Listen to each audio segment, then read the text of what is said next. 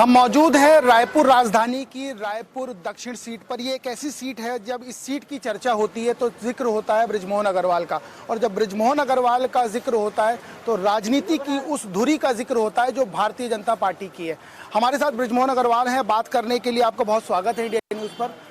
Party ने एक बार फिर विश्वास जगाया। चर्चा ये थी कि सांसद लड़ा दिए जाएंगे, लेकिन फिर दोबारा विधानसभा भेज दिया।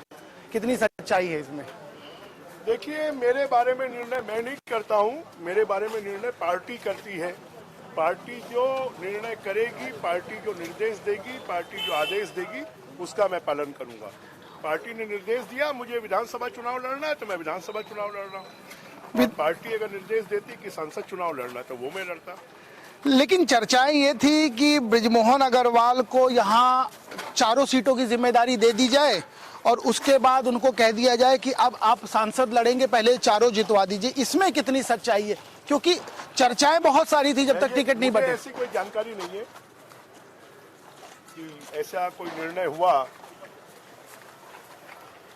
आप ये तो जो जिम्मेदारी पार्टी देगी उसको मैं पूरा करूंगा। आपको मौका दिया गया, आपको तमगा ये दिया गया कि जो राम को लाए हैं हम उनको लाएंगे, ये नारे के साथ रायपुर दक्षिण में चर्चा है। लेकिन आपके जो अपोनेंट हैं पंडित श्याम सुंदर दास, उनकी चर्चा भी बहुत जोरों पर है और ये कहा गया कि आपकी काट तैयार की गई है।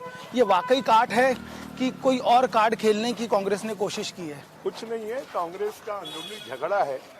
जो व्यक्ति लड़ना नहीं चाहता यहाँ से चुनाव, और उसको चुनाव लड़वाया जा रहा है। उन्होंने तो खुद कहा, उनका वीडियो है कि मैं रायपुर से चुनाव नहीं लड़ना चाहता, और जबरदस्ती चुनाव लड़वाया जा रहा है। जो रायपुर से चुनाव नहीं लड़ना चाहता, जिसका रायपुर के विकास में, रायपुर के विनाश में कोई योगदान नहीं है, उनको लोग वोट क्यों देंगे? ये लड़ना नहीं चाह रहे थे, फिर ढकेल दिया गया, तो ढकेलने के पीछे का कारण क्या? कोई खास वजह? ढकेलने के पीछे का कारण ये है कि रायपुर के विधायक का चुनाव उनको लड़वाया जा रहा है, और जीवा स्वप्न था कि वो जीत जाएंगे, और वो जीत जाएंगे तो चलाने वाले और कोई लोग होंगे जो कि भूपेश बघेल जी के गुर्गे हैं, वो चलाएंगे। जिनका चेहरा अभी सामने आ रहा है कि उनके चुनाव वो नहीं लड़ रहे हैं, चुनाव उनके गुर्गे लड़ रहे हैं। रस, गांजा, अफीम, कोकीन, मार्फिन, इंजेक्शन से नशे में यहाँ के युवाओं को डुबोने वाले माफिया हैं, जो आतंक का राज यहाँ पर पैदा कर लोगों को डराने धमकाने का काम करते हैं। ऐसे माफियाओं को चलाने के लिए उनको टिकट दी गई। बड़ी लंबी परिभाषा आपने दे दी, और ये लंबी परिभाषा इसलिए कह रहा हूँ क्योंकि जब चर्चा हो रही थी और ये चर्चा थी, इस चर्चा को आपने पहले भी कहा कि बेशक मेरे गुरु हैं लेकिन लड़ना नहीं चाह रहे थे, धकेल दिया गया। धकेलने के पीछे कोई कारण? ठीक है, चलाना कोई और चाह रहा था, लेकिन यही वो चेहरा क्यों? आपकी काट खोजने की तैयारी थी? नहीं ना, कांग्रेस की सोच बड़ी छोटी होती है। क्या जनता, पहले तो कांग्रेस पार्टी जो प्रभु राम के अस्तित्व पर सवाल पैदा करती है, कांग्रेस पार्टी जो राम सेतु के अस्तित्व पर सवाल पैदा करती है, कांग्रेस पार्टी जो कहती है कि हिंदू धर्म सनातन, डेंगू है, मलेरिया है, कोरोना है, इसको मारना है, और कांग्रेस पार्टी ऐसी है जो कि हमारे बहुसंख्यक समाज के साथ में हमेशा अन्याय करती है, अत्याचार करती है, उनके ऊपर में दुनिया भर के मुकदमे लाती है। बीरनपुर की घटना है, क्या उस घटना के बारे में कांग्रेस पार्टी का क्या सोच है? हमारे कवर्धा की घटना है, उसके बारे में कांग्रेस पार्टी का लेकिन इन सब के लिए तो आप ही के ऊपर आरोप है, आप माहौल खराब कर रहे हैं। आप इस माहौल नहीं, अगर आप 98% लोगों के हितों को तिरोहित कर 2% लोगों के हितों का संवर्धन करेंगे, तो क्या ये 98% लोग ये छत्तीसगढ़ के नागरिक नहीं है? यहाँ के रहने वाले लोग नहीं है? यहाँ पे जंगलों पर किसका कब्जा हो रहा है? यहाँ पर माफिया राज कौन कर रहा है? यहाँ पर डीएमएफ के पैसे कौन खा रहा है? यहाँ पर रेत के पैसे कौन खा रहा है? यहाँ पर शराब के पैसे कौन खा रहा है? यहाँ पर पीएससी के पैसे कौन खा रहा है? यहाँ पर पूरे छत्तीसगढ़ में वसूली करने वाले कौन लोग हैं? जरा ये बताएं। एक चीज और है, मैं नहीं बोल रहा हूँ, ये कांग्रेस पार्टी का हर नेता और हर कार्यकर्ता बोलता है कि खाली 2% लोगों के हितों की सुरक्षा हो रही है, 98% के हितों की सुरक्षा नहीं हो रही है। सुरक्षा नहीं हो रही। एक चीज और है, जब आपका जिक्र होता है तो आप उस हार्डकोर लाइन पर चलते हैं जिस लाइन पर आजकल हिमंता चल रहे हैं, जिस लाइन पर योगी आदित्यनाथ चलते थे। क्या ये मान लिया जाए आप भी उसी लाइन को पकड़ लिए हैं, उसी लाइन पर चलना है? मुझे हार्डकोर लाइन नहीं, मैं तो ये मानता हूं कि विकास सबका होना चाहिए, तुष्टीकरण किसी का नहीं होना चाहिए। अगर प्रधानमंत्री आवास मिल रहे हैं तो 2% को भी मिल रहे हैं, अगर घर में नल लग रही है तो 2% को भी मिल रही है, 1 रुपए किलो का चावल मिल रहा है तो 2% को भी मिल रहा है, कोरोना की वैक्सीनेशन लगती है तो 2% को भी मिलेगी। हमने अभी कहा है कि 12,000 रुपए हम महिलाओं को देंगे शादीशुदा तो वो 2% को भी मिलेगा। हमने कहा है कि 500 रुपए में गैस का सिलेंडर मिलेगा तो 2% को भी मिलेगा। तो कांग्रेस तुष्टीकरण की राजनीति करती, बीजेपी नहीं करती। मतलब विकास सबका, तुष्टीकरण किसी का। मतलब ये मान लिया जाए कि आपका नाम घसीटा जाता है जब इस तरह की चर्चा होती है? घसीटना नहीं है, इसमें घसीटना क्या है? ये तो राजनीति में चलेगा, चलता रहेगा और चलना चाहिए। अच्छा, चलना चाहिए। कोई खास जरूरत है क्या, चलना ही चाहिए? अगर फिर राजनीति में ये सब नहीं होगा तो फिर राजनीति किस बात के लिए होगी? फिर चर्चा में आप कैसे आएंगे? फिर आप आरोप प्रत्यारोप कैसे लगाएंगे? चर्चा में बने रहने के लिए जरूर? चर्चा में भी नहीं, ये राजनीति है। राजनीति में पावर गेम है और पावर हासिल करने के लिए हर कोई लाइन में और लड़ाई में और संघर्ष में लगे रहता है। बराबरी के लिए जरूरी है?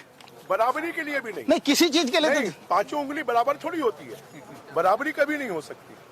जिसका जो परिवेश है और जिसका जो सोच है और जिसका जो काम करने का तरीका है वो बना रहेगा, उसको कोई तोड़ थोड़ी सकता, तोड़ नहीं सकता। उसी से एक सवाल ले रहा हूं कि जो आपकी लाइन थी, गाय की, किसान की, राम की, उस लाइन पर कांग्रेस चलने लगी। छत्तीसगढ़ कांग्रेस कुछ हासिल कर पाई है क्या? कुछ नहीं कर पाई है। वो तो गाय के गोबर में जो लोग पैसा खा जाए, गाय के गौठान में जो पैसा खा जाए, जो कौशल्या माता के मंदिर बनाने में 6.5 करोड़ खर्चा करें और इवेंट कंपनी को 50 करोड़ रुपए का पेमेंट कर दें, जो कांग्रेस के पूर्व सांसद हैं उनकी बेटी को, तो राम मंदिर के निर्माण में, राम वन गमन पथ के निर्माण में और इवेंट कंपनियों को पैसा दे, ये तो बड़ा दुर्भाग्यजनक है ना। ब्रांडिंग चल रही है? मतलब ब्रांडिंग भी नहीं है, सिर्फ जो मीडिया है ना, ये उसका खेल है। मैदान में जाकर देखिए ना क्या है, कहां पर क्या दिख रहा है, कौन सा राम वन गमन पथ बना है, कौन सा माता कौशल्या के मंदिर को इन्होंने भव्य स्वरूप दे दिया। लेकिन जब वहां पर जो प्रभु राम की मूर्ति लगी है वो विकृत मूर्ति लगी है। हाँ, इसकी चर्चा बहुत हुई और इसके पीछे बवाल भी हुआ, लेकिन उसको सुलझा लिया गया और उसके बाद ये चर्चा सुलझाया नहीं गया है, सुलझाया आज चर्चा नहीं है। लेकिन उसकी चर्चा ये इसलिए नहीं है कि जो लोग बोलते हैं ना कि जो बेशरम का झाड़ है उसको आप बार बार लगाए तो फिर उगाता है, और जो ऐसे ही लोग रहेंगे उनको कितनी बार आप बोलोगे कोई असर नहीं पड़ेगा। मतलब बार बार बोलना नहीं है आपका कहने का मतलब? जिनको कोई असर नहीं पड़ रहा है तो फिर आदमी बार बार बोल के करेगा क्या? एक और सवाल है, जब आपका जिक्र होता है तो नजदीकियों का जिक्र होता था शुरुआती दौर में, सरकार के शुरुआती दौर में आपके घर का जिक्र हो गया, तमाम चीजों का जिक्र हुआ और ये जिक्र लंबा चला। फिर चर्चा ये हो गई कि ये बात दिल्ली तक चली गई। आखिर कितनी सच्चाई है इसमें? देखिए, मेरी नजदीकियां अर्जुन सिंह जी से भी रही है, मेरी नजदीकियां दिग्विजय सिंह जी से भी रही है, मेरी नजदीकियां अजीत जोगी से भी रही है, श्यामाचरण से भी रही है, विद्याचरण से भी रही है। हम जिस जमाने से हमने नेतागिरी या हम लीडरशिप हमने शुरू की है, वो जमाना दुश्मनी का नहीं था। वो जमाना ऐसा था कि राजनीति में आपका कंपटीशन होना चाहिए, राजनीति में आपकी प्रतिद्वंदता होनी चाहिए, व्यक्तिगत प्रतिद्वंदता नहीं होनी चाहिए।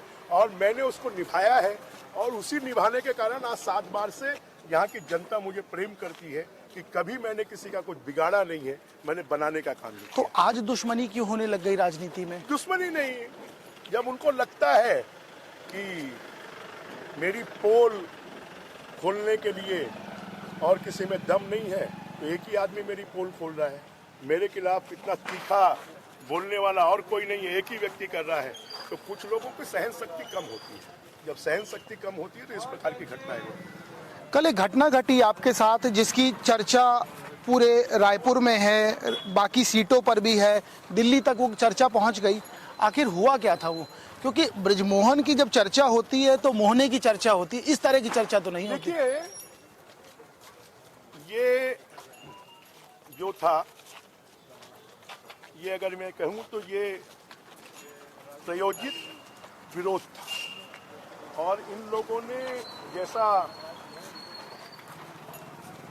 इन्होंने मर्डर किलिंग करवाई, किलिंग बीजेपी के कार्यकर्ताओं की हुई, उसी प्रकार से, क्योंकि मेरे कार्यक्रम सार्वजनिक होते हैं, पुलिस के कंट्रोल रूम में जाते हैं, मैं कहाँ कहाँ दौरा करने वाला हूँ, बीजेपी के हजारों कार्यकर्ताओं को जाते हैं, मेरा कार्यक्रम उनको मालूम था, और मैं लगभग 10 किलोमीटर का अपना दौरा कर चुका था और 3 किलोमीटर का मेरा दौरा बाकी था।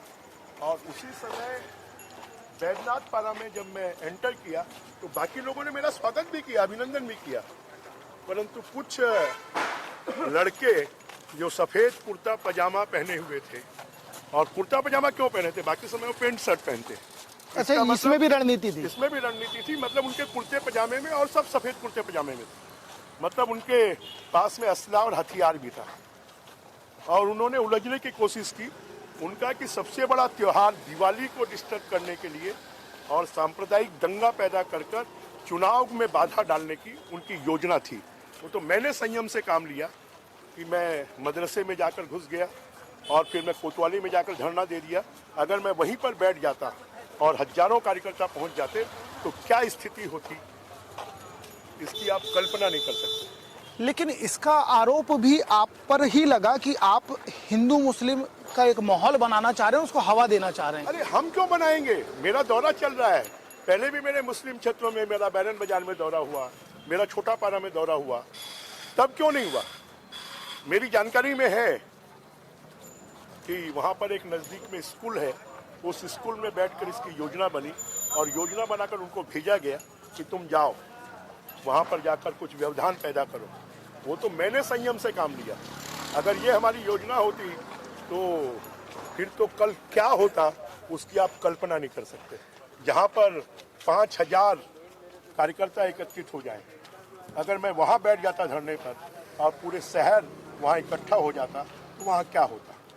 इस बात को नकारा नहीं जाता कि वहाँ क्या होता। कल एक और चीज़ देखने को मिली, जो चीज़ें खिन्न भिन्न थी वो चीज़ें एक साथ मिली। कल उत्तर से प्रत्याशी भी थे, पश्चिम के प्रत्याशी भी थे, आप भी थे और पूर्व मुख्यमंत्री वो भी पहुंचे। कल सबको एकजुट कर दिया था ब्रिजमोहन ने। नहीं तो यही तो राजनीति में, जब लड़ाई लड़ना हो सामने वाले से, जब हम युद्ध के मैदान में हैं तो सेना एक होकर लड़ेगी तो ही युद्ध जीतेंगे। और अगर एक प्रत्याशी के साथ में कुछ हुआ है तो सभी प्रत्याशी वहां पर उपस्थित हुए। प्रत्याशी से ऊपर हैं आप? नहीं, प्रत्याशी तो हूँ ही ना, प्रत्याशी से ऊपर हूँ पर प्रत्याशी भी हूँ। अगर हमारे किसी भी कैंडिडेट के साथ में कोई ऐसी घटना होती तो मैं भी वहाँ पहुँचता। रायपुर राजधानी का जब जिक्र होता है, आज हम आप ही का जो विधानसभा क्षेत्र है वहाँ हम चौपाल में थे, तमाम लोगों से बात हुई। एक चीज को लेकर लोगों में बहुत नाराजगी थी कि साहब किसानों को तो मिल रहा है लेकिन हम लोगों को छोड़ दिया गया, हम लोगों की चर्चा नहीं है। आप लोगों के पास कोई इस तरह का रोड मैप है उनको लेकर? आप देखिए, बीजेपी के घोषणा पत्र में 12,000 रुपए साल का जो शादीशुदा महिलाएं हैं उनको मिलेगा। 500 रुपए का गैस का सिलेंडर 500 रुपए में दिया जाएगा। 1.5 लाख रुपए जिनके घर में बच्ची पैदा होगी, वो 18 साल की होगी तो उसके खाते में 1.5 लाख रुपए डाला जाएगा। जो युवा हैं वो अगर कोई उद्योग डालते हैं तो उनको 50% सब्सिडी दी जाएगी। और साथ में छत्तीसगढ़ के लोगों को अयोध्या में प्रभु रामलला के दर्शन करने के लिए ले जाया जाएगा। रामलला का जिक्र जरूर हो जाता है कहीं ना कहीं, आपकी बात आती है। एक और चीज बताइए मुझे, आप लोगों ने रामलला का जिक्र होने से आपको इतनी परेशानी क्यों? नहीं, हमें परेशानी नहीं है। क्यों? जिसको परेशानी हो आपको ही पता है। जब इस देश के 90% लोग जिनके आस्था के केंद्र हैं, जिनकी श्रद्धा के केंद्र हैं, जिनकी मर्यादा के केंद्र हैं, जिनके जन जन में है, मन मन में है, जब उनकी चर्चा होती है तो कुछ लोगों के पेट में दर्द हो जाता है। ये दर्द क्यों होता है? ये कौन है जिनके पेट में दर्द होता है? ये जो पेट में दर्द होने वाले लोग हैं वो यहाँ के सोनिया अम्मा है, राहुल भैया हैं, प्रियंका दीदी है, भूपेश काका हैं। दवाई देंगे क्या? है? दवाई देंगे क्या? अगर वो हमारे पास आएंगे तो उनको दवाई दे देंगे। दवाई देंगे। एक चीज बताइए, एक और चर्चा बहुत जोरों पर है कि आप लोगों ने कह दिया साहब होता तो 15 क्विंटल ही है, लेकिन ये 20 कैसे दे रहे हैं, और जब आपकी बारी आई तो आप 21 कर दिए। देखिए, राजनीति में साम दाम दंड भेद सभी चीजों को अपनाना पड़ता है, और बोलते हैं कि युद्ध में सब चीजें जायज है, और इसलिए हम चुनाव जीतकर जनता की सेवा करना चाहते हैं, और जनता की सेवा करने के लिए अगर जनता के लिए कुछ हमको ऐसे काम भी करना पड़े तो वो भी तैयार हैं। तैयार। घोषणा पत्र कितना लाभ देगा? घोषणा पत्र हमको कांग्रेस से दुगना लाभ देगा, क्योंकि बीजेपी के घोषणा पत्र में कांग्रेस ने कहा हम 20 क्विंटल खरीदेंगे, 3200 में खरीदेंगे, 64,000 रुपए मिलेगा। पर बीजेपी 21 क्विंटल खरीदेगी, 2100 में खरीदेगी तो 65,000 रुपए मिलेगा, और वो 4 किस्तों में पेमेंट करते हैं, हम एक किस्त में पेमेंट करेंगे।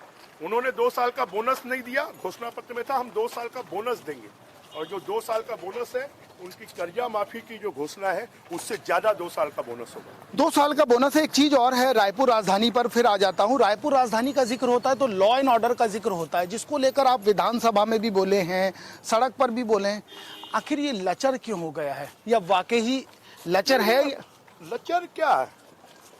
पूरे गुंडे, बदमाश, माफिया, गलत काम करने वाले लोग, और कांग्रेस पार्टी अपना फंड रेज करने के लिए और इस प्रकार के पैसे इकट्ठे करने के लिए, और थाने बिक रहे, एसपी का पद बिक रहा है, कलेक्टर का पद बिक रहा है, और वसूली करने में सब लोग लगे हैं। जब वसूली करेंगे, अगर पुलिस वालों से लोग पोस्टिंग पैसा वसूल करके लेंगे तो वो भी इसी काम को करेंगे। इसलिए गलत धंधों को प्रमोट करना, बोलते हैं कि जो अपराध का 80% कारण है वो नशा है, और छत्तीसगढ़ में सिर्फ शराब नहीं, अफीम, चरस, गांजा, कोकीन, मार्फिन, इंजेक्शन से नशा, ये भी स्कूल कॉलेजों के पास में बिक रहा है, और हमारी आने वाली पीढ़ी को बर्बाद किया जा रहा है, और इसलिए यहाँ पर अपराध बढ़ रहे हैं। यहाँ पर किसी का जीवन सुरक्षित नहीं है। कब कौन किसको चाकू मार देगा, कब कौन किसका मोबाइल छीन कर ले जाएगा, कब किस बच्ची को उठाकर ले जाकर उसके साथ में रेप हो जाएगा। आप आजकल तो माँ बाप डरने लगे हैं अपने बच्चों को रात को घूमने जाने देने के लिए, उनको पिक्चर जाने देने के लिए, होटल जाने देने के लिए, मॉल जाने देने के लिए वो डरने लगे। एक चीज बताइए, रायपुर राजधानी का ही जिक्र दोबारा कर रहा हूँ, जब यहाँ लोगों से बात की जाए तो इंफ्रास्ट्रक्चर की बहुत बात होती है, जिसमें इस चीज की चर्चा जरूर है कि साहब इस पर काम नहीं हुआ, काम होना था लेकिन नहीं किया गया। बीते 1-1.5 साल में या 2 साल में इस पर काम किया जा रहा है, क्या वाकई ही ऐसा हुआ है? आप बताएं ना, रायपुर में कांग्रेस की सरकार ने या छत्तीसगढ़ में इंफ्रास्ट्रक्चर के फील्ड में एक भी काम किया हो तो? यहाँ रिंग रोड बनी, रिंग रोड के ऊपर में हर मोड़ पर 8 जगह ओवरब्रिज, अंडर ब्रिज बने, किसने बनाया? केनाल रोड किसने बनाया? एक्सप्रेस हाईवे किसने बनाया? महादेव घाट में लक्ष्मण झूला किसने बनाया? महादेव से आप और कहीं पहुंच गए थे? हाँ, मैं और कहीं पहुंच गया था, उसका जिक्र मैं बाद में करूंगा। अगर महादेव घाट में लक्ष्मण झूला किसने बनाया? इंटरनेशनल क्रिकेट स्टेडियम किसने बनाया? इंटरनेशनल हॉकी स्टेडियम किसने बनाया? यहाँ पर आईआईटी किसने खोला? आईटी किसने खोला? यहाँ पर एनआईटी किसने खोला? यहाँ पर एमबीए का कॉलेज किसने खोला? यहाँ पर एम्स किसने खोला? जरा बताएं ना, कांग्रेस ने क्या किया है? कांग्रेस ने तो रायपुर को गड्ढापुर बना दिया, चाकूपुर बना दिया, धूलपुर बना दिया, नशापुर बना दिया, और इंफ्रास्ट्रक्चर के क्षेत्र में रायपुर के लोग तो परेशान हैं। अभी मैं ही बहुत जगह जाता हूँ मीटिंग लेने, तो उसमें 3-3, 4-4 बार आधा बिजली का रेस्ट करेंगे, बिजली को आधा कर दिया। जो बिजली नहीं आ रही है, 24/7 जो लोगों को बिजली मिलती थी, अब लोगों को आधे समय बिजली मिलती है, और उसका रेट भी बढ़ा दिया। मतलब विरोधाभास है खुद की बात में। विरोधाभास से कुछ भी नहीं करते। किसी भी स्तर पर, किसी भी फील्ड में, कहीं भी कोई काम हाँ जरूर किया है। शराब में पैसा खाने का काम, कोयले में पैसा खाने का काम, रेत में पैसा खाने का काम, डीएफएफ में पैसा खाने का काम, टेंडर में पैसा खाने का काम, और उससे बड़ी बात तो गोबर में पैसा खाने का काम, और सबसे बड़ी चीज तो कि छत्तीसगढ़ के 20 लाख युवाओं का महादेव सट्टा ऐप में इन्वॉल्व कर और सीधा मुख्यमंत्री के खाते में 508 करोड़ रुपए जाता है, पब्लिक एक्सचेकर को नुकसान पहुंचाना। लेकिन इसको आप दिल्ली से बैन करा सकते थे, ये आरोप आप लोगों के ऊपर है, आप लोगों ने नहीं कराया, आप लोग यहीं मरते रहे। ये बताए ना, कभी भूपेश बघेल जी ने दिल्ली में पत्र लिखा क्या कि इसको बैन किया जाए। लेकिन वो बता वो रहे नहीं हो है ना, लॉ एंड ऑर्डर स्टेट का मामला है, लॉ एंड ऑर्डर दिल्ली का मामला नहीं है। और ये बताएं कि जो उसके मुख्य अपराधी हैं उसको छत्तीसगढ़ पुलिस ने पकड़ा था कि नहीं पकड़ा था, और पकड़ा था तो छोड़ क्यों दिया। और जब तेलंगाना विशाखापट्टनम से वहां की पुलिस ईडी को ये मामला सौंप सकती है तो छत्तीसगढ़ की सरकार ने क्यों नहीं सौंपा। लेकिन चर्चा ये है ना कि जैसे ही ईडी विज्ञप्ति जारी करती है आपके पास जानकारी पहले आ जाती है, वो तो बाद में कर देते नहीं है। हैं। वहां विज्ञप्ति जारी हुई और पीसी आप कर दे रहे हैं। उससे दिक्कत क्या है?